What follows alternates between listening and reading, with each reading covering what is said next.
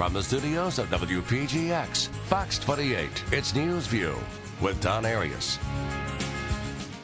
Welcome to NewsView. I'm Don Arias, and tonight we have Ron Hart. Ron, let's jump right into it, man. Or jump right over it, as the case may be, with the fiscal cliff. Yeah. You know, I don't know if this is going to air after the cliff has been solved, or maybe not solved. What do you recommend? Do you think we should jump over it, or should we kick the can down the road? Should we patch something together? Or I wish they'd do huge spending cuts and then keep taxes where they are right now without raising taxes. That'll devastate the economy. Most economists think it'll kill maybe 1 to 5% off of GDP. Most certainly send us into recession. Even every sane economist, even the ones at the New York Times, which aren't sane economists, believe that. So it'll happen. So what you're basically doing, you're taxing people more. You get your paycheck. There's 5, 6, 7% less in it. You spend 5, 6, 7% less. It throws the economy into recession. It's a very simple proposition. Then the government cuts. They're going to raise taxes $500 billion. They're going to cut $100 billion. So basically, the government has to cut a little bit, 50% defense, 50% domestic or entitlement spending, over how they define that.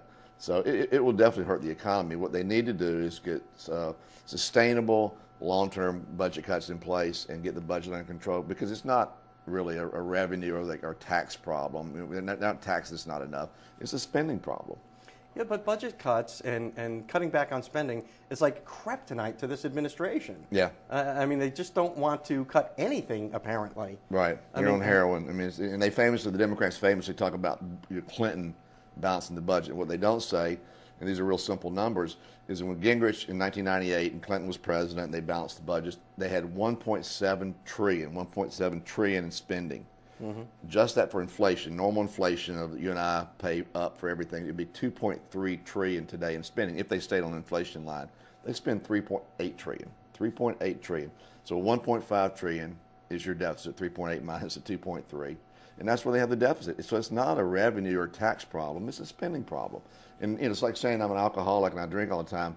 I don't have a drinking problem, I have a bartender problem. Mm-hmm. And that's the same logic they have in Washington. They're intoxicated with their own self-worth, and no end is in sight, sadly. And Obama even broached the subject of more stimulus spending, which is simply a payback to unions and his supporters. That's all it did the first time around. That's all it would do this time. Yeah, it was like Candy Mountain the first time around. Everybody was like grabbing a piece of it and doling out the big bucks. Yeah, in Wisconsin, 80% of the stimulus money went to public sector unions. It's, these people that work for the government. They already have jobs. Yeah. They have contracts with jobs, yet the money went to them.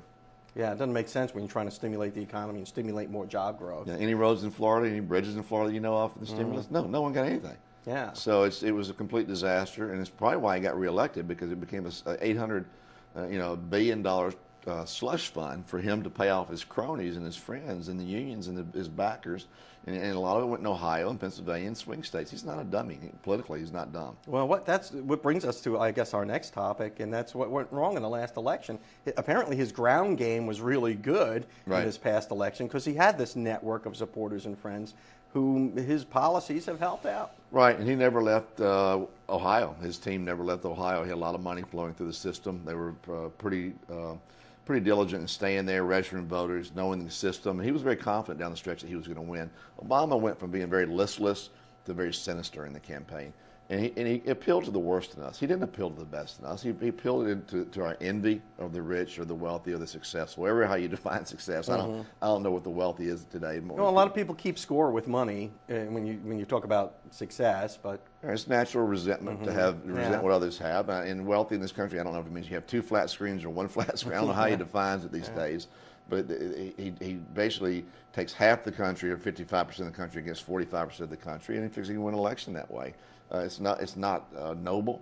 It's not what the country was meant to be, and it's really got us on a trajectory to where the most productive people in society are no longer incented to do well for the others. They always carry the other people. Yeah. Michael Jordan always carried the Bulls during their three-peat. Right. It's always the great, most productive people, the entrepreneurs, that carry any society in history. The other side, Ron, would say, well, that's some sort of social Darwinism, and that's just not fair.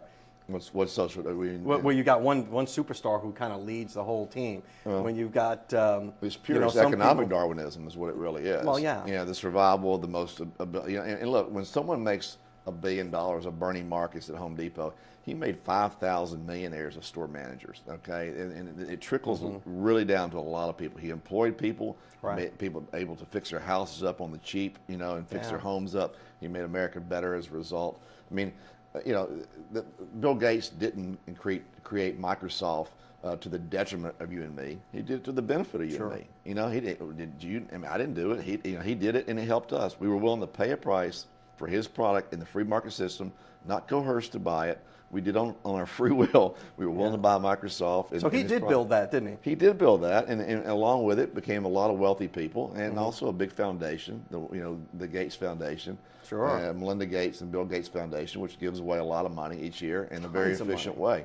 So, you know, what the government effectively does, it takes money from the most productive part of society, those that made it, and redeploys it to the least productive part of society. So you think they're subsidizing or encouraging or incentivizing dysfunction in some way? Exactly, it encourages it. You know, like I think Reagan said, if it, you know, the government's mindset, if it doesn't work, you know, subsidize it. If it does work, tax it. And they're just the opposite of what you want to do. You know, what the government effectively does. So we continue to do that as a country. Name a country in the world that doesn't celebrate and have a strong entrepreneurial capitalistic base that's done well. There's no way. North Korea, Venezuela right now with Chavez.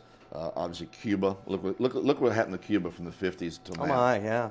I mean, that's just a petri dish of study of what will happen in America if we get rid of the entrepreneurs and capitalists and tax them out of the country. The irony of the whole thing is that the Chinese are starting to see the light. They are. In their own way, they have this society that's basically a communist-based society, but they also value capitalism, clearly, and they probably got more capitalists, and probably in many ways more free markets than we have. What they saw there was a stark difference between the mainland China and Hong Kong. Hong Kong had almost no taxes, low, very open to entrepreneurs. Hong Kong flourished, and mainland China was just a wasteland. And as soon as China and the Communist Party saw that they could harness the power of individuals pursuing their own self-interest, that the whole country would be better off for it. We got to run off to a break, Ron. Okay. You're watching NewsView. I'm talking to Ron Hart. We now return to NewsView. Here again, Don Arias. Ron, so this fiscal cliff, I can't even say it now, fiscal cliff business has made everybody nuts. Right, it's a bungee jump. They basically, it's a problem of their own making. What Congress does is they create the problem, and then they act like they magnanimously solve it for us. It's their problem. It's not our problem. It's a spending issue. They have this debt ceiling they need to deal with. I say don't raise the debt ceiling. Let them work within their means. 16.4 trillion is enough. Geithner came out recently and said, oh, by the way, we need a raise in the debt ceiling already. Well before they thought they would have to. They thought it was going to be next year. Yeah. And you notice, too, they put it off after the election. Everything's after the election. They kick the can down the road. These are not responsible, fastidious people. These are very slimy, just calculating politicians. They're not economists. They're not strategists. They're only thinking about getting elected. And the fundamental problem is, too, most districts in this country, 95% because of gerrymandering, are safe seats. So the Republican seat is safe. The Democrat seat is safe. So they're, as a result, they're kind of shirts and skins when they get to D.C. There's no compromise. There's no libertarian or centrist Democrat, which is almost an oxymoron. Yeah, the whole gerrymandering thing. I mean, if you look at a congressional map, you have these amoeba-like shapes. Some of them run along highways and then pop out, and they look like a barbell or whatever. You know, if it was up to me, I'd just draw squares on a map and call it a day. Yeah, and the polling districts have to be contorted to fit that, and it's very expensive to do.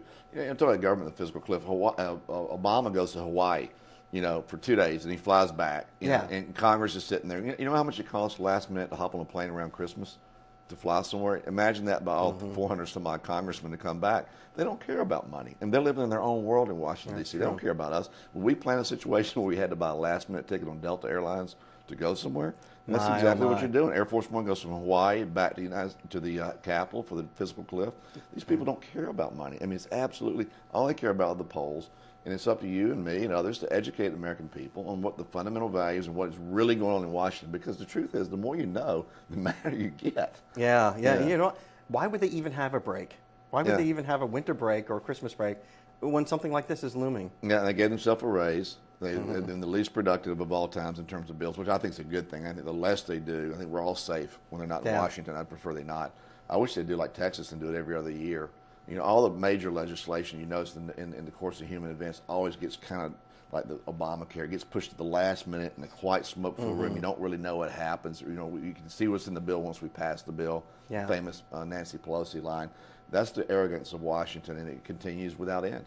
Yeah, and you're right. There's always that last-minute sense of urgency to kind of rush things. If we don't do it now, it's, you know, the end is near, and that's how we wound up with health care. Yeah, and that's how every mistake we made, including the wars, or like you're mad, there's an emotional issue, it's not transparent to the American people what's going on. It's not a clear situation. Pelosi, Boehner, and others have more power than they should. You know, Boehner's got more troubles than Pelosi because Democrats are monolithic lemmings. They do whatever they're told. They believe in certain things, and they're just professional politicians. Yeah. And the Tea Party's caused a chasm for Boehner and the Republicans. In my view, a very good chasm to have. But he's got more problems herding his sheep. You know, to keep them in line when he needs them, and also the Democrats have taken great care to vilify the Tea Party as something negative. It's something nothing but positive. They're very and not just the Tea Party, Ron. I saw a thing on Facebook the other day that said Americans against the Republican Party. Yeah. So they're not only vilifying, you know, Tea Partiers, but also the Republican Party as a whole. So it almost seems as if, at least to this president, from where I sit, it's more important to destroy the Republicans than it is to heal the budget or to make any kind of progress. He's really good at that. And Axelrod and the people he has in Chicago running his campaign, these are evil geniuses. I mean, they're very, look, Mitt Romney was as good and decent and honest and clean a guy as you could possibly run against. That's the best. And they made him look like a monster. I mean, they have the ability to do that to anyone. And it should frighten American citizens. The notion that they put the Benghazi YouTube guy in jail shortly after filming the video, they blamed it on him erroneously. And then they had him arrested with 5 or 6. If you look at the picture, there was 5 or 6 cops there in a third world country display of power. Harry Belafonte, I wrote about a couple weeks ago, suggested that Obama has won the election. He should be like a third world leader and punish and arrest his enemies. I mean, this is a slippery slope we're heading on in this country. And the voices of freedom and reason and the Constitution have to prevail over time. Remember that, you know, during the Revolutionary War, only 9% of the people were really involved in the Revolutionary War. So it doesn't take a 51% majority to do this. It can take a strong group of people with a reasoned argument that will sway the rest of the country. It doesn't have to be everyone in this country. And we tend to be lazy. The Democrats are Santa Claus. They're going to give you everything you want. They're stealing. The other choices, which may well happen, is that we can't borrow anymore. You know, that would be the greatest thing that could happen. I think the most leverage that the Republicans had, and they should have had, and who cares? They hate them anyway. Don't raise the debt ceiling. 16.4, that's your credit card limit. It's like your son or my son in college. Oh, yeah, your kids away at school. The bills come in. Yeah. You ceremoniously cut the credit card right in front of them. So, look, you can't discipline yourself, and this is how it's going to be. And they can still pay the bill. They'll scare the old people. First of all, pay Social Security for all your obligations first, and you get rid of Solyndra and some of these marginal things they do. Wow. These support systems, the bridges they build in there's crazy districts, or the Catfish Museum in Mississippi. Get rid of that stuff, and then you got a budget. Catfish Museum. They have a Catfish Museum. How did I miss that one when I drove through Mississippi? There are a lot of them. Nice. The whole state's a Catfish Museum, I think. We'll get letters. We have to run off to a break. I like Mississippi. You're watching NewsView, and I'm talking with Ron Hart. You're watching NewsView with Don Arias. Wow. So during the break, we solved all the problems of the world. You guys missed out on a lot. But we were talking a little bit about gun control, too, in the stream of consciousness conversation that we're having here on NewsView. Right. What do you make of this? Do you think they're going to start confiscating guns, or is it going to be much harder nationwide to get a gun? Or? Yeah, I think they'll probably try to do that. I mean, it's been one of their pet projects for years. The Democrats have. They have a very odd notion of guns and who owns them. They're evangelicals, they're Southerners, they hate us generically, so we're the ones they're after. But if you think about guns for a second, I mean, certainly a constitutional right, Second Amendment. You talk about these mass shootings. You notice all these mass shootings, which is the hysteria by which they justify the gun control. They're all up north where the gun control laws are. Isn't that crazy? Oregon, Colorado, Connecticut. You don't see many in the South. They had one in Kentucky a few years ago, but it's Mason-Dixon. Yeah, I got you. They're kind of I'm just saying, you don't see. I mean, in the South, there's more likelihood if some nut goes off into a school or at a restaurant, there's somebody going to have a gun. Well, you look at the murder capital of the United States, is Chicago right now, with 500 murders last year, gun-related murders. Right, and they have the strongest gun control. Actually, you can't have a gun in Chicago, supposedly, right? So they have 19.6 handgun murders per 100,000 people in Chicago. Texas, let's say San Antonio, Texas, which is the Texas, as they say, the florists down there carry guns. They have 8.6 murders per 100,000, so less than half in Texas than Chicago. So the problem are not the guns. And most of these mass murders really aren't done with AK-47 so much anymore. They don't have to. I mean, you could. So I'm a big Second Amendment person. I don't know. I'm fearful. There's 300 million guns floating around America right now. You're not going to get rid of all of them. And if you have a permit and a license, only the most honest people are going to fill out the permit. You think these criminals who are willing to rob a bank or shoot someone is going to worry about paperwork on a gun? Well, you look at what happened up in Newtown, which was just horrible by any measure. I think the issue there is more mental health than it is gun control. I mean, you've got this kid apparently who was ill-served by his family, might have been ill-served by the state, and who was left to his own devices to play video games all day. And that's it too. Hollywood produces these video games. They also produce very violent movies, which really, I guess, desensitizes people to killing people. I don't know if you've seen these games these kids play. I mean, these are very vile videos created by Hollywood. Not unlike their movies, the gangster movies they put out, and the movies, the Quentin Tarantino type movies that Hollywood puts out. So there's a lot of blame to go around. It's not us trying to protect our home with a gun that's the problem. I think it's a culture in society. The kid had Asperger's. There may be some issues there in terms of medications, et cetera. So, and two, the media puts it on TV. We know the people's names. We know the Liger guy out in Arizona that shot people because we started from, Sirhan Sirhan to everyone who's killed a president. They become famous. And if you're sitting there, your life's going nowhere, and you're in your parents' basement eating Cheetos, and it got nothing to do, you say, well, how can I'm going to kill myself. Well, I'll just go kill a bunch of people, and I'll be famous.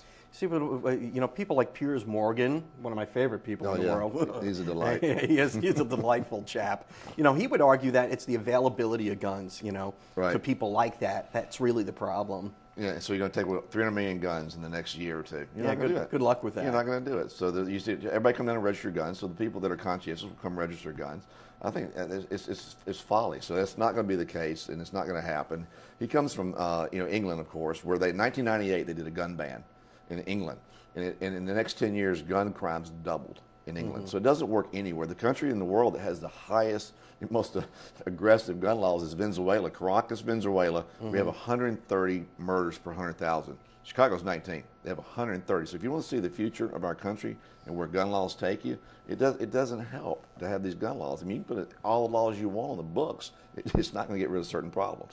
And I think there's nothing more American, and I don't think Europeans get it, that Americans, have this whole thing about individualism and self-sufficiency and being able to protect yourself, and self-empowerment. And I think the gun is symbolic of that whole notion. You look at Mussolini and Hitler, the first thing they did is get rid of guns for the masses. So if only the police have guns. The Chicago way of doing things is, you don't have guns, we have guns. If you pay us money, we won't shoot you.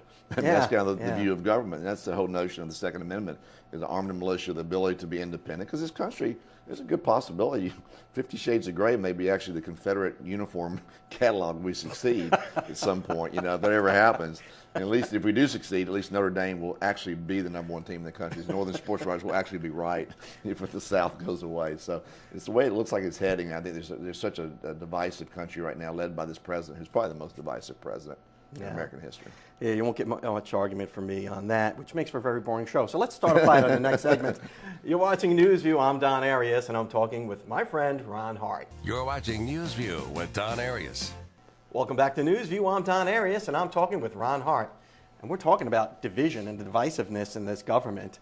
And the president's going in position on a lot of these things is just to shift blame. I mean, am I wrong? Yeah, I mean, Hillary Clinton's leaving probably the situation. She blamed the Benghazi on YouTube. I mean, he's going to appoint John Kerry. He looks for in his appointees someone who can quickly blame others. That's all they really do. He goes on Meet the Press, as you indicated, spins everything. Everything's political to him. There's no moral high ground. There's no way to go. How can you blame and point? It wouldn't be surprised me for him to blame the previous administration for the problem we're in right now. That's his go-to emotion, is the blame. And it's just, it's part of his problem is, and I've pointed out in columns in the past, he's arrogant. He's a product of liberal academia. He's a product of affirmative action. He's never really had any real world experience where Miro has been put to his face. You saw him in the debates where he bristles when he's confronted. He doesn't do much press. Yeah, he gets indignant about that. Yeah, he's arrogant and indignant. And after a 4-term, after they circle the wagons around him for 4 terms, it's going to get worse going forward. He's not used to reacting to reporters in a fair way. He's only used to his narrative, controlled by his media friends, make him look like the king. And that's a very dangerous combination. Do you think things will maybe get a little rougher for him in a second term? That maybe now. From who? Well, maybe from the press. Maybe the press will finally say, things have gotten so bad, Mr. President, you need to give us some ansers. How about a press conference? They're way too vested in him. He is a product of them. He is their work of art. They're surrogate. So I don't see it coming. He controls the media well, like an orchestra. I don't see they let the Fox guy ask one question every quarter. It's a pretty good question, and then he just kind of goes on to the next one, and they're sitting there braiding each other's hair. Ron, we're going to have to let that be the last word because we're over time again. You're watching NewsView. I'm Don Arias.